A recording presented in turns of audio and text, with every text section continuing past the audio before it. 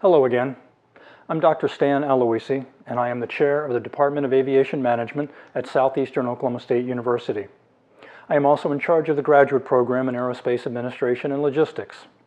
A few weeks ago, while the legislature was still in session, several colleagues and I recorded video messages to explain how the recent budget cuts in the state of Oklahoma have severely damaged our university, our departments, and our programs.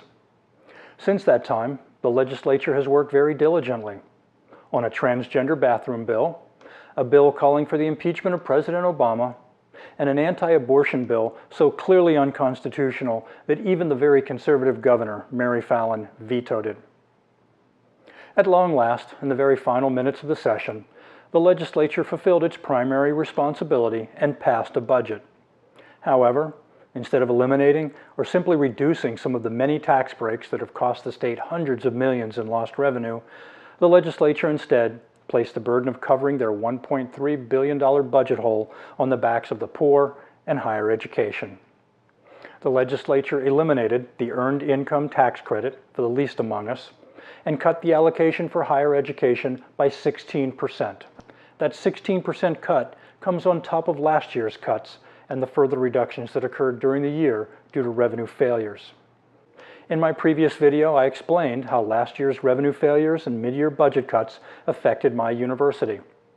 Between the people who were not rehired, which means they were fired, and those who accepted an incentive to retire early, we will have 50 fewer faculty and staff at Southeastern this fall.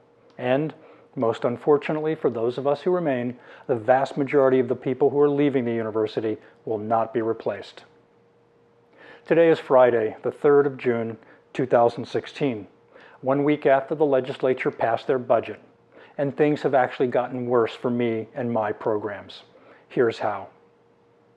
Southeastern offers our undergraduate aviation management program and our aviation master's degree program at Tinker Air Force Base, as well as on the campuses of Rose State College and Oklahoma City Community College.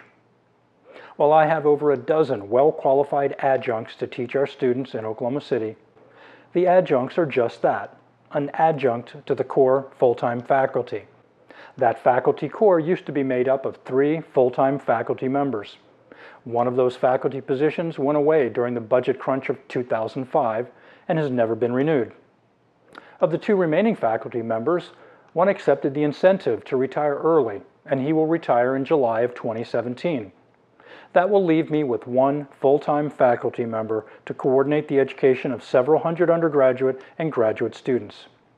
This Tuesday, that person gave me his 2 weeks' notice. He will be gone by mid-June, 1 week into the summer term. In his letter explaining why he was leaving, he said that his decision to leave was not due to the quality of the faculty, or the adjuncts, or the staff, or the program. He was crystal clear in stating that the budget issues facing the state of Oklahoma were the primary reason for his departure.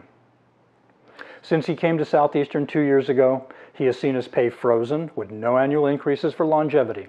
He has seen his pay reduced through unpaid furlough days.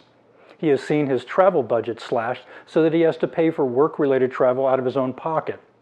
And with no end in sight to the budget mess, he felt that he had no choice but to look out for himself and his family.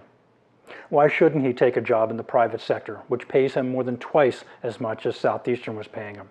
Why indeed? I now have to scramble to hire another adjunct to teach 2 classes that begin in just a few days. I also have to convince my administration that I really do need to hire replacements immediately. Otherwise, we will place our aviation program's accreditation status in jeopardy. And finally, I have to convince whomever applies for that faculty position that, despite the shenanigans going on at the Capitol, Southeastern really is a great place to work. Wish me luck. I would like to say that the budget problems are almost over, that there is light at the end of the tunnel, but that just isn't true. Unfortunately, the legislature solved none of the long-term structural problems that continue to plague the state budget. In addition, a number of state legislators seem to have a deep dislike and even a hatred of education in general and higher education in particular. But that's the subject of another talk. In the meantime, please use the power you have at your disposal via the internet and research how your legislator voted. Call their offices and explain how these cuts to education have affected you and your family. And finally, Please register to vote and make sure that you are a well-informed voter this November. Thanks for listening.